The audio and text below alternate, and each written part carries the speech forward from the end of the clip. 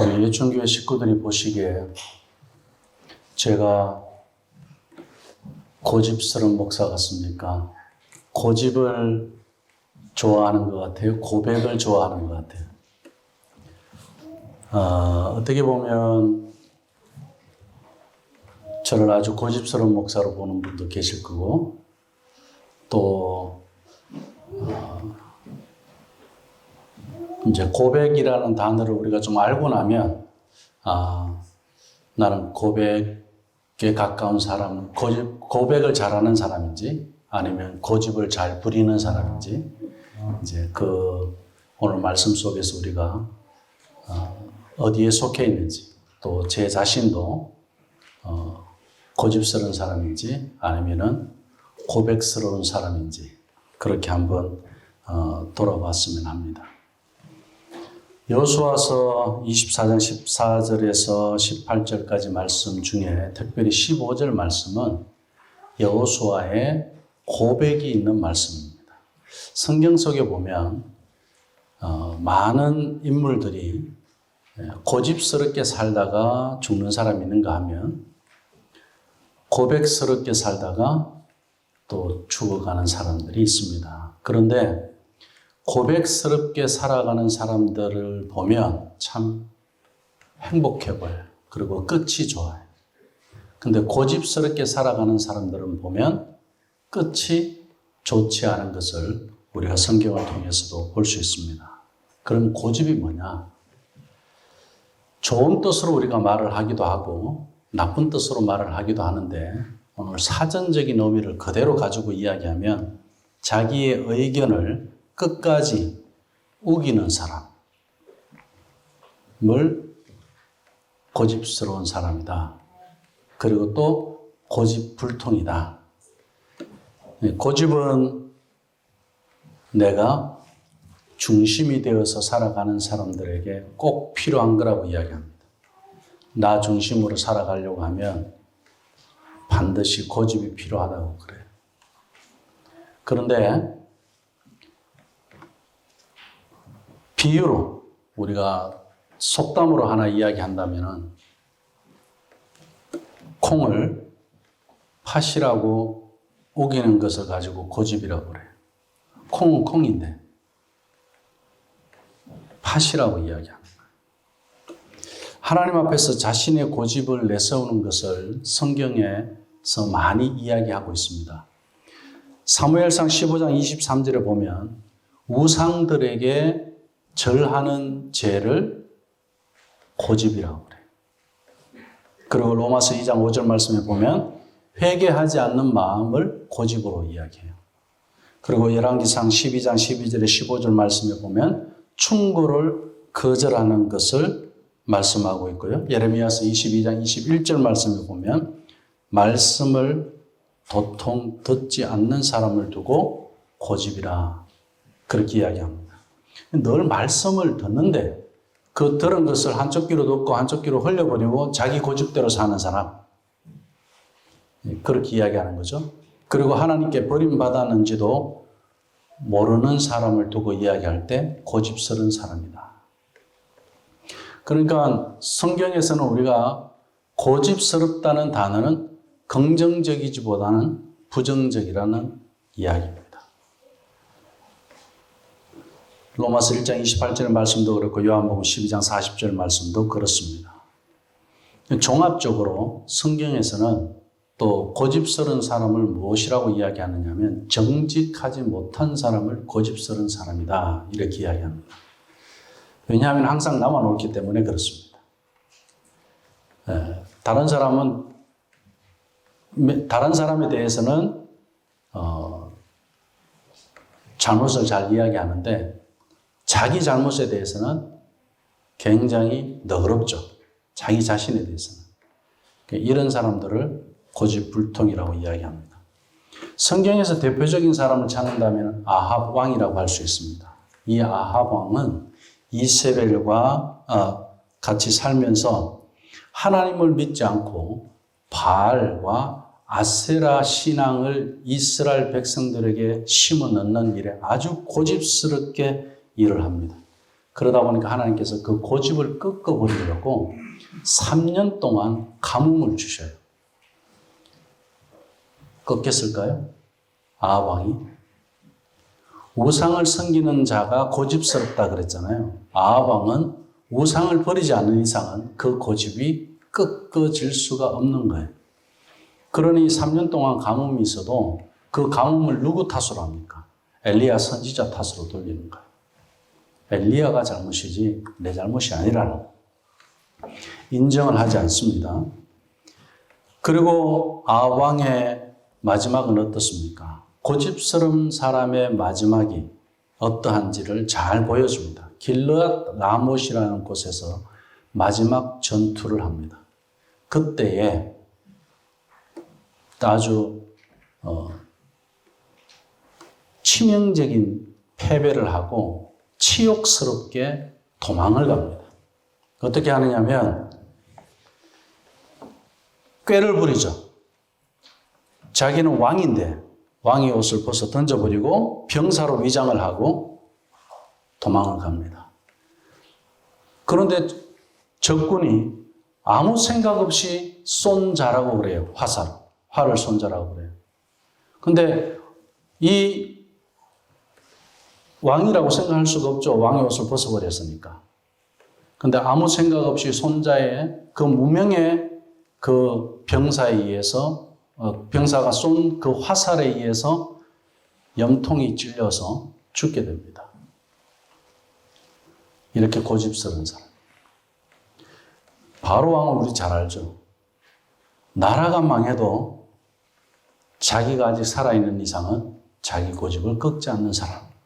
성경에 보면 하나님께서 그 사람의 마음을 강팍하게 해서 고집스럽게 하는가 하면 어떤 사람은 하나님께서 고집을 부리지 않도록 매로 또 말씀으로 다스림에도 불구하고 그 고집을 꺾지 않는 또 그런 사람이 있습니다. 아합 왕은 하나님께서 고집을 꺾을 수 있도록 3년이라는 가뭄이라는 그런 징계를 줬지만 이 사람은 고집을 꺾지 않았던 케이스고 바로 왕은 하나님께서 아예 이스라엘 백성들을 애굽에서 건져내기 위해서 바로 왕의 마음 자체를 아주 고집스럽게 하나님께서 다스려버린 경우죠. 물론 우리 사람의 마음은 다 하나님이 다스리고 있습니다. 그럼에도 불구하고 고집스럽게 살아가는 사람이 있고 고집스럽지 않은 사람인데도 불구하고 또 하나님께서 고집스럽게 써버릴 때는 그 사람은 고집스러운 사람으로 인생을 살아가는 것을 보게 되더라는 거예요. 그럼 고집이라는 성품이 도대체 뭐냐는. 그럼 사람에게는 누구나 다 고집이 있다는 이야기예요.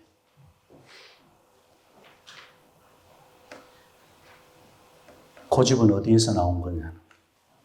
고집은 지옥에서 나온 거라고 그래요. 왜냐? 자아가 강한 사람들이 고집이 강합니다. 자아가 십자가에서 옛사람이 죽은 사람은 더 이상 부릴 고집이 없어져 버렸어요. 고집이 거기서 죽었어요. 그러니 이제 어떻게 해요? 내가 고집을 부릴 수 없는 사람이 되었다는 이야기예요. 그것을 우리는 뭐예요? 고집에서 구원받았다는 이야기입니다. 고집은 그만큼 나를 어디로 천국으로 가지 못하게 하는 아주 못된 성품이 고집이에요. 그런데 우리는 그 고집을 자존심으로 여기죠. 그러면은 그 자존심을 여긴다는 이야기가 뭡니까? 아직도 내 자아가 십자가에서 죽지 않았다는 이야기죠. 예수님이 십자가에서 죽으셨다는 것은 내 고집을 어떻게 해요? 십자가에서 꺾으셨다는 말씀이에요.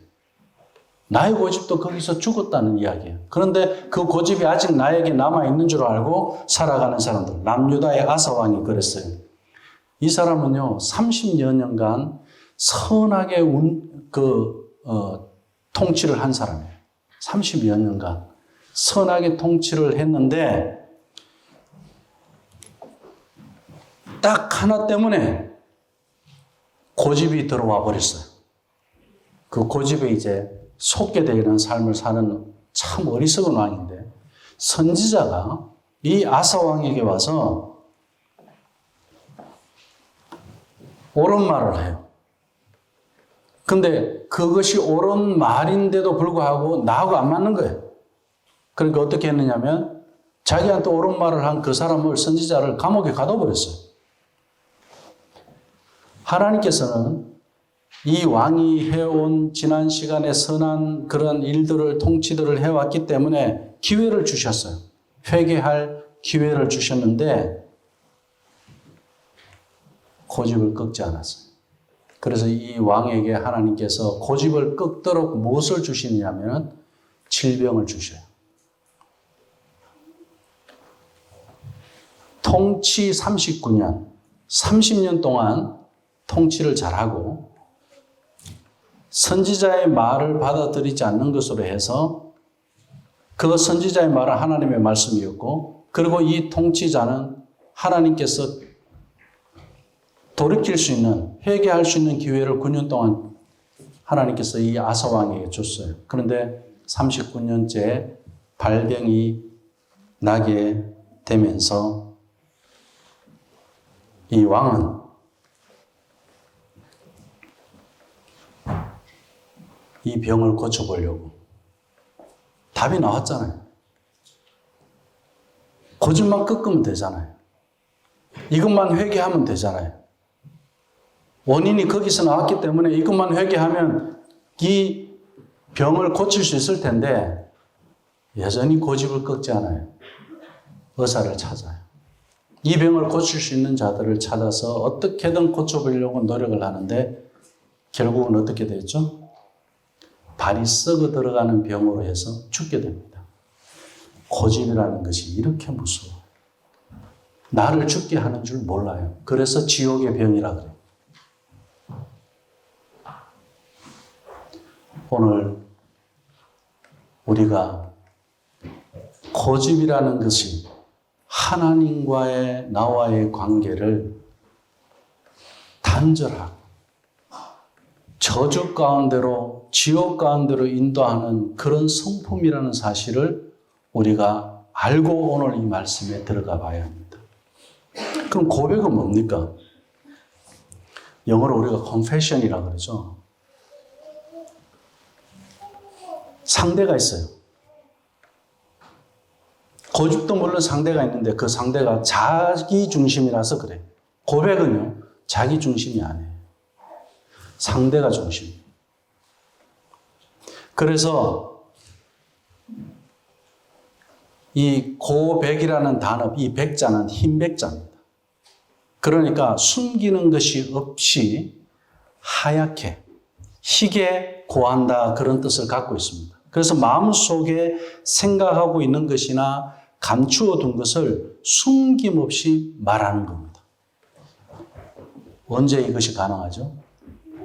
내 안에 죄가 있으면 부끄러워서 가리게 돼 있어요. 내 안에 죄가 없으면 숨길 필요가 있습니까? 없습니까? 없어요.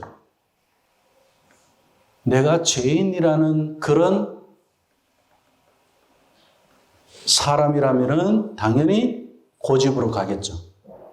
이 고집이 십자가에 못 박혀서 죄 사함을 받고 의인의 삶을 살아가는 사람은 드러내고 상대에게 나의 모든 것을 보여주는 일이 있어서 부끄러워할 일이 없어요. 가릴 것이 없다는 이야기입니다. 죄인은 고집으로 살아가지만 의인은 고백으로 살아갑니다. 오늘 여호수아를 통해서 우리는 그것을 볼 수가 있어요. 자, 우리 기독교 신앙이요, 성경의 이야기가 다 고백 이야기입니다. 하나님 우리에게는 내가 너를 사랑한다. 고백이에요. 나는 거룩하다. 그래, 니도 거룩해라. 자기 고백부터 시작해서 상대의 고백을, 우리가 사도신경이 뭡니까? 신앙 고백이라 그래요. 근데 이 고백은요, 고집은 자기 목숨을 걸고 자기 스스로를 죽이는, 살리는 게 아니에요. 고집은. 근데 고백은 나도 살리고 상대방도 살리는 거예요.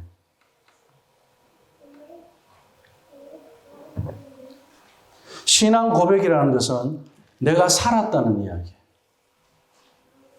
내가 바뀌었다는 이야기예요. 죄인에서 의인으로 바뀌었고 고집스러운 사람에서 고백스러운 사람으로 바뀌었다. 그래서 고백하는. 하늘에 계신 우리 아버지요. 전능하사 천지를 만드신 하나님 아버지를 내가 믿사오며 고백하죠. 그죠? 우리가 지금 신명기 6장 4절의 9절의 말씀도 뭡니까? 고백이에요. 고백. 부모의 고백, 조상의 고백, 후손들이 이어가야 할 고백이 신명기 6장 4절에서 9절의 말씀이죠.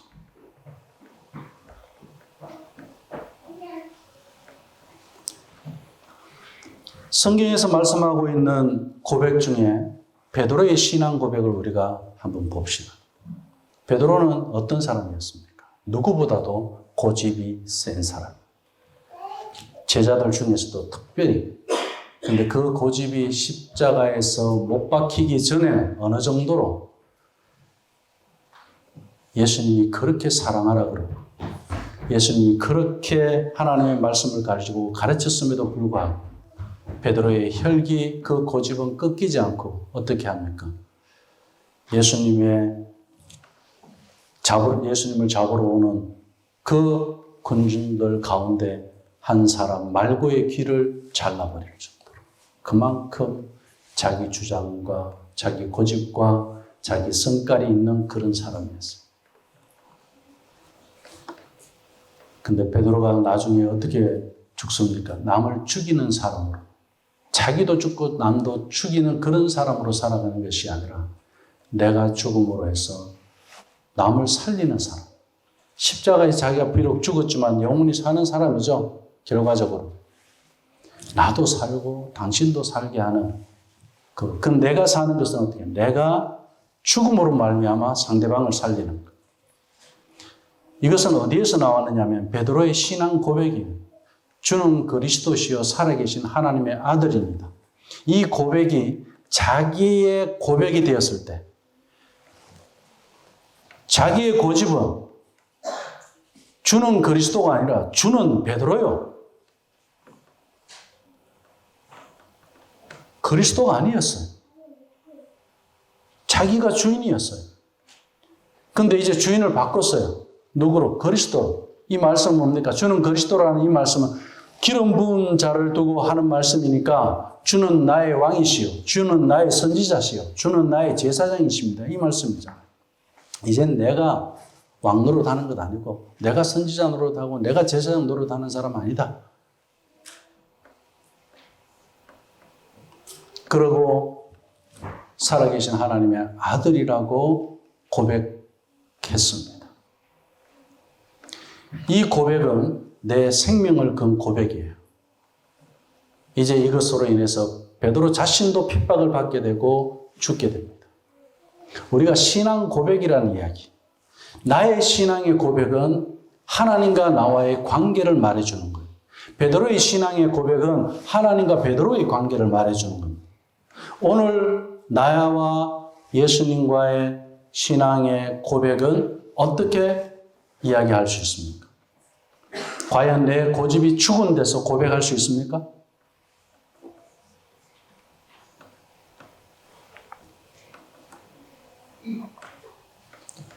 예수님은 묻습니다. 베드로에게 물었죠. 너희는 나를 누구라 하느냐? 다른 사람 말 말고 네가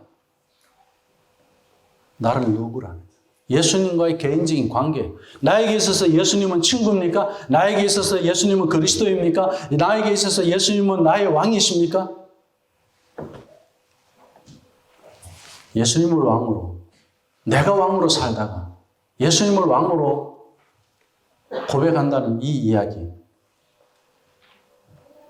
이거는 180도 나를 바꾸었다는 이야기거든요. 우리가 예수님을 믿는다. 내가 교회 다닌다. 내가 크리스찬이다. 이 이야기는 베드로의 신앙 고백이 나의 신앙 고백이 되어야 된다는 이야기죠.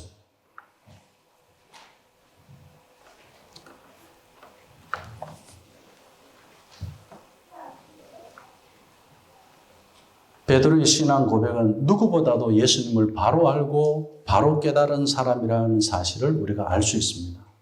우리도 믿음 생활하면서요. 하나님을 자기중심적으로 이해하고 하나님을 종처럼 부려가는 그렇게 신앙생활하는 사람들이 없을 것 같죠? 제가 하나님을 종처럼, 이건 있을 수 없는 단어잖아요. 근데 예수님을 믿는다고 교회 다닌다고 하는 그 사람들의 고집을 보면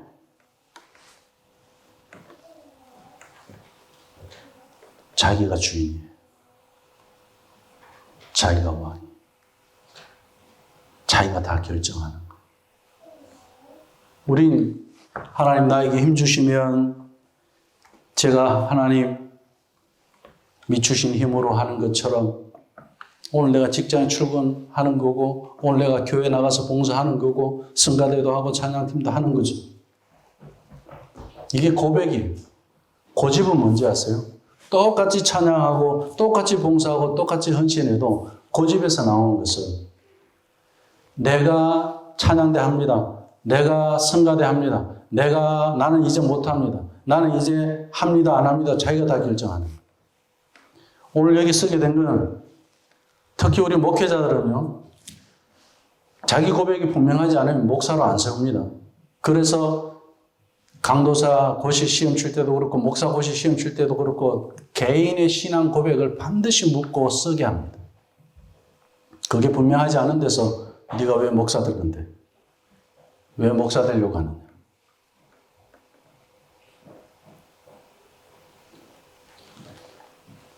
내가 되려고 한 게 아니라고 이야기해요. 하나님이 나를 부르신 것이라고 이야기해요. 그럼 하나님 너를 부른 증거가 뭐냐고 물으세요. 그게 신앙 고백이에요. 하나님 나를 예수 믿게 하고 하나님 나를 찬양대로 세우시고 하나님 나를 성가대로 세우시고 하나님 나를 교회 봉사할 수 있도록 그래도 직분을 주신 것. 내 하고 싶어서 하고 내 하기 싫어서 못하고 안 하고 내가 결정하는 게 아니에요. 내가 결정하는 그것은 고집이고 그것은 십자가에서 죽었다는 사실이에요.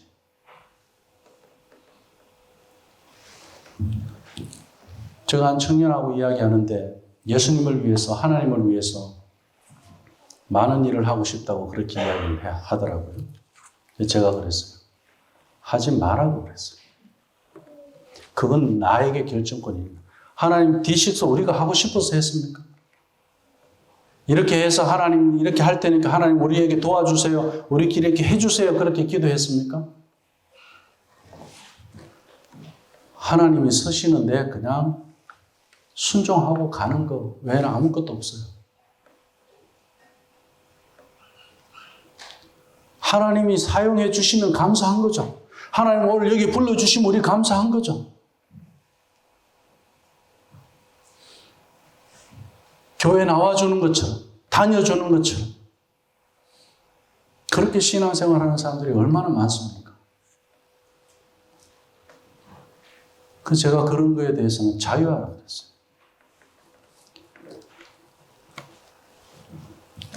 나에게 결정권이 없는데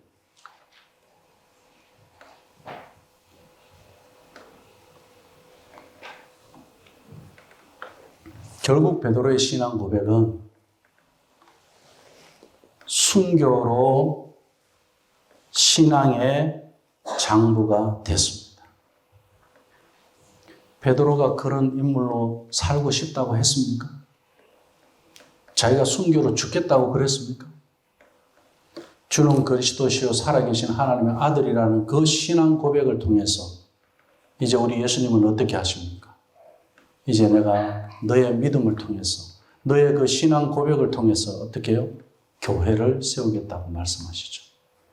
천국의 열쇠를 주겠다고 말씀하시고 하늘의 권세를 주신다는 말씀이죠. 하나님의 권세를 베드로가 하나님의 권세를 달라고 했습니까? 자기의 신앙의 고백의 기초 위에 교회를 세우겠다고 그랬습니까? 그러지 않았어요. 우리가 굉장히 착각하는 일들이 참 많습니다. 하나님이 나를 쓰시는 그것 자체가 은혜고 감사해. 내가 하나님한테 뭔가 부족해서 하나님이 부족해서 내가 하나님한테 뭐 해드리는 거 아니에요. 우리 하나님 전지전능하신 분이에요. 그 베드로의 고백이 그거예요. 주는 살아계신 하나님의 아들이라고 고백하고 있지 않습니까? 바울의 신앙 고백은 어땠습니까? 디모데후서 4장 6절 8절 말씀에 가서 보면 전제와 같이 내가 벌써 부어지고, 이건 구약의 제사를 이야기하는 거예요. 완전히 태웠어. 죄만 남아. 그리고 피를 다 뺐고, 그 뺀 피를 어떻게 해요? 쏟아붓고 나의 떠날 시각이 가까웠으니 하나님 앞에 내 피와 살이 다 어떻게 해요? 이제는 태워지고 쏟아져서 이제는 내가 죽을 때가 됐습니다. 그 이야기예요. 이 신앙 고백은 뭡니까? 내가 찬양하다가 죽겠습니다. 내가 기도하다가 죽겠습니다. 내가 하나님 부르다가 죽겠습니다. 내가 복음을 전하다가 죽겠습니다. 내가 하나님의 말씀대로 한번 살아보면서 그렇게 본을 보이다가 죽겠습니다. 뭐 평범한 이야기입니다. 근데 어떻게 우리는 그러다가 죽는다는 이야기. 신앙 전수가 왜 순교하는 거라고 제가 말씀을 드리냐면 부모들은 결국 자녀에게 신앙을 전수하다가 죽기 때문에 순교인 거예요.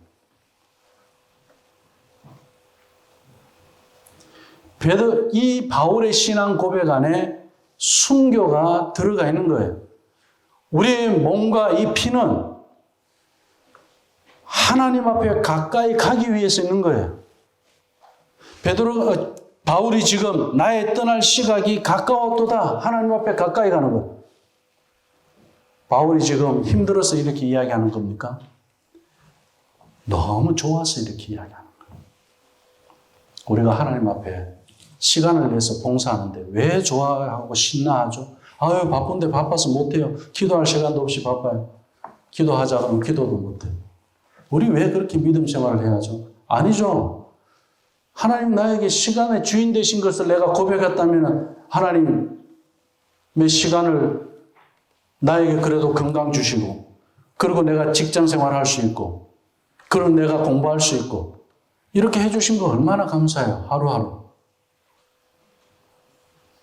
내 고집 가지고 가면 결국 그 고집은 지옥을 경험하는 거고, 결국 그 고집 때문에 나에게 하나님은 깨닫게 하기 위해서 가뭄을 주시기도 하고 질병도 주시더라는 이야기예요. 그런데 그 가뭄과 질병이 있기 전에 우리가 고집이 십자가에서 죽은 것을 믿고 하나님이 구원해 주신 것을 믿습니다.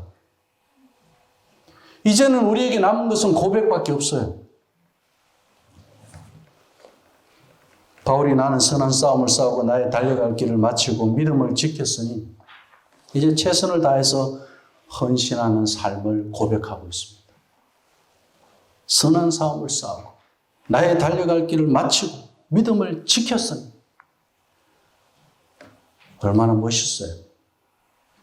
우리 신앙생활 하면서 있잖아요. 맨날 넘어지고 자빠지고 그러고 또 뭐 힘들고 뭐 상처받았고 이런 이야기 하면서 신앙생활 하는 사람들 있잖아요. 상처받을 수 있죠. 힘들 수 있죠. 그러나 당당하십시오.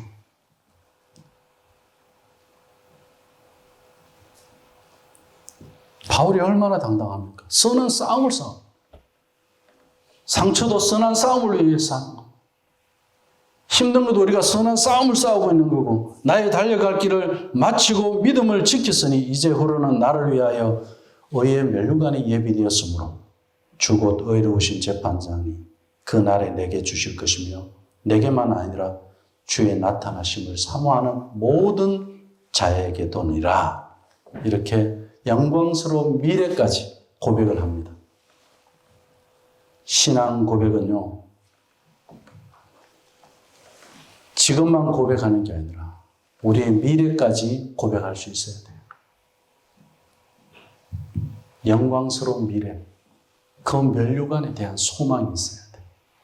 오늘 왜 우리가 손해봤다고 생각하고 우리가 바보라고 생각하고 어리석다라고 생각하고 세상 사람들이 우리를 향해서, 그럼에도 불구하고 우리는 이 땅에서 바보가 됐을 때, 이 땅에서 우리가 어리석은 자가, 세상 사람들이 말하는 그런 어리석은 자가 되었을 때 우리는 저 천국의 면류관이, 더 영광스러운 면류관이 기다리고 있다는 사실. 정말 그렇게 살아가는.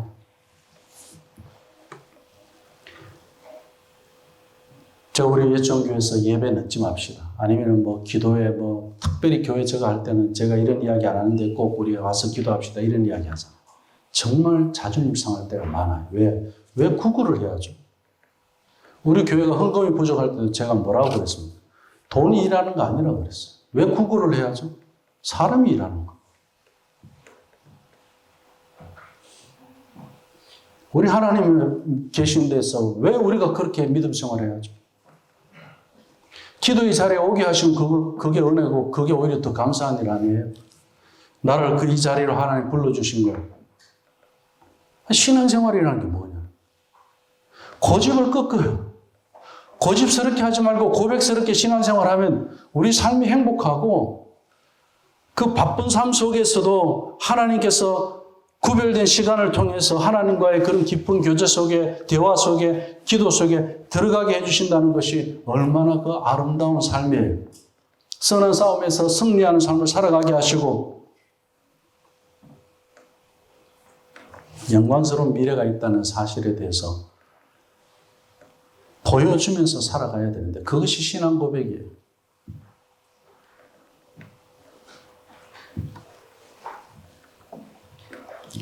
죽기 전에 꼭 남기고 가는 말. 가장 소중한 말을 남기고 세상을 떠나는 이 바울을 보면 디모데후서가요. 사도 바울이 순교당하기 전에 마지막으로 남긴 편지잖아요. 그래서 사도 바울의 유언장이라고 그렇게 이야기합니다. 이 마지막 신앙 고백, 신앙의 결산이라고 할 수 있죠. 오늘 여호수아도 마찬가지입니다. 마지막 유언을 하고 있는 거고 마지막 신앙 고백을 하고 있습니다.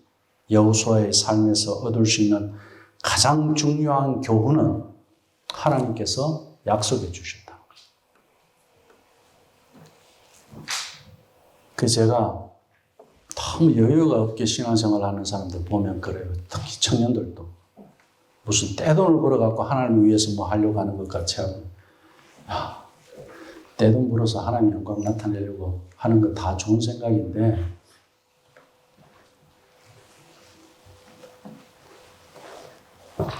그냥 지금 내가 여기서 믿음 안에서 복음을 전할 수 있는 사람과 함께 밥 먹을 수 있으면 그게 감사하고 떼돈 상관없어. 내일이 없다고 생각하고 오늘 살아. 그러면 됐어. 오늘 망했으면 내일 없는 사람한테 오늘이 뭐예요? 오늘 내가 성공했다 할지라도 내일이 없는 사람에게는 뭐예요? 똑같아요. 내일은 우리 하나님이 우리의 미래의 영광의 날을 주신 날이기 때문에 이것이 믿음으로 사는 거고 신앙 고백으로 사는 겁니다. 여호수아는 이 하나님의 약속을 굳건히 붙잡았던 사람. 누구보다도 가나안 정복을 가장 두려워했던 사람 중에 한 사람입니다. 현장을 다 봤잖아요. 그리고 이 백성들의 상황을 알잖아요.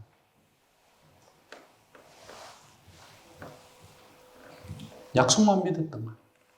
그래서 여호수아 24장 말씀에서 여호수아가 잔소리처럼 이야기하잖아요. 아브라함 때부터 해서. 강 저편에서 섬겼던 모든 우상은 이제는 너희들이 섬겨서는 안 된다. 그리고 이제 강 이편으로 와서 우리가 하나님의 백성으로서 살아가는데 하나님의 약속을 믿고 너희들이 살 건지 아니면은 저들이 우상을 믿고 너희들이 살 건지. 다시 말하면 너희들이 전에 그 습관대로 고집을 가지고 살든지 아니면 이제 고집은 그 죽었고 하나님 앞에 고백을 가지고 살아가든지. 이것을 선택하라 그 말씀. 여호수아를 통해서 백성들을 여호와께서 주신다고 약속하신 땅으로 데려오겠다고 하나님 약속하셨잖아요. 하나님은 고집을 가지고 오셨어요. 약속을 바꾸지 않으신다는 분이에요. 그럼 우리 하나님 앞에 계속 고백하면서 가는 거예요. 나는 하나님 믿습니다. 하나님 우리 아브라함 때부터 약속한 거 믿습니다. 그리고 하나님 그렇게 하셨지 않았습니까? 모세도 마찬가지 하나님 그렇게 해주셨지 않았습니까? 그런 이 백성들을 불쌍하게 여겨주십시오. 계속 고백하며 살았어요. 하나님과 대화 그 자체가 고백입니다. 그것이 기도입니다. 이렇게 이스라엘 백성들은 고백하는 지도자를 통해서 애굽에서 나왔고 고백하는 지도자를 통해서 이제 가나안 땅을 정복하게 된 겁니다. 오늘 이 말씀을 통해서 저도 그런 생각을 가졌습니다. 고집스러운 목사가 아니라 고백스러운 목사가 되어야 됩니다. 그러려면요, 우리가 잘한다는 거, 내가 할 수 있다는 거, 내가 하나님을 무언가 위한다는 거, 이거는 내 고집으로 가는 거지 할 수 있는 게 하나도 없어요. 그냥 하나님 앞에 하나님이 약속한 거 붙잡고 저는 그것만 붙잡고 가겠습니다. 이 고백 속에 내 고집이 떨어져 나가더라는 거예요. 이 고백 속에 내 고집이 사라지더라는 거예요.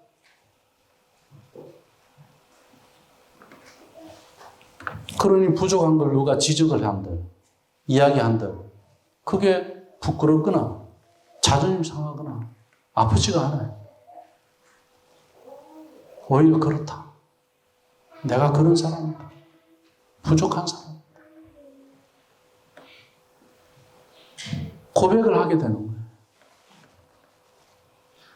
건강한 가정에는 고백이 있습니다. 건강하지 못한 가정은 고집이 있습니다. 건강한 교회는 고백이 있어요. 성도 간에 고백이 있어요. 내가 당신을 미워했습니다. 내가 당신을 오해했습니다. 내가 당신을 싫어했습니다. 내가 당신을 뒤에서 욕했습니다. 이렇게 고백이 있어요. 그러면 어떻게 해요? 말해줘서 고맙다고.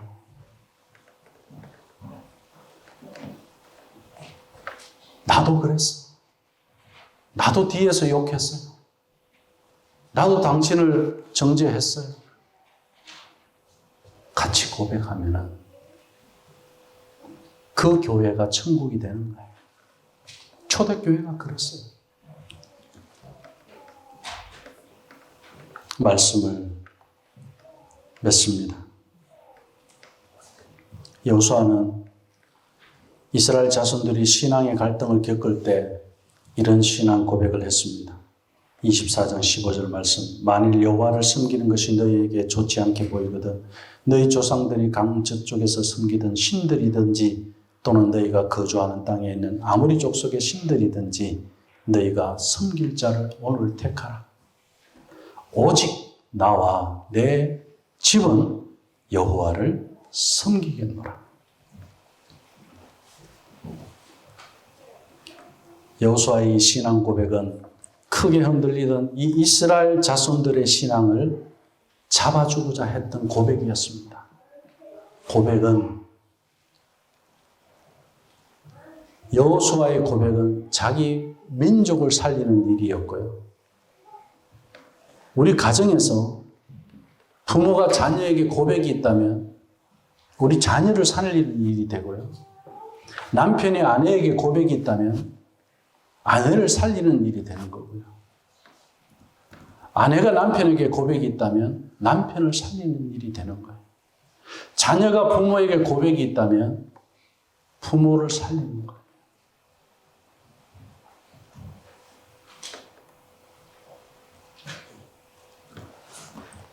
신앙 고백은 우리의 믿음을 더욱 굳건하게 만들어줍니다. 고집의 삶에서 고백의 삶으로 살아가시기를 주님의 이름으로 축원합니다.